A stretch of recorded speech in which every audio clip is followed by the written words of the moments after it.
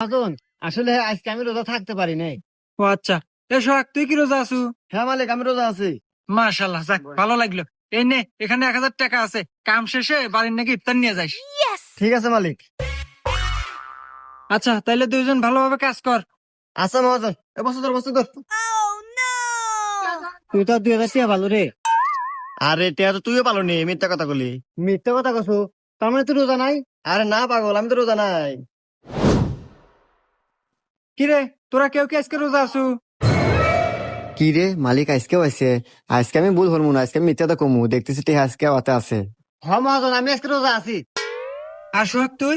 না মহাজন, হ্যাঁ সাথে চেতন পাই নাই। ও আচ্ছা, তাইলে তুই এক কাজ কর, বাসায় যা দেখ তোর ভাবি বিরিয়ানি রান্না করছে, যা খাওয়া দাওয়া করে আয়গা।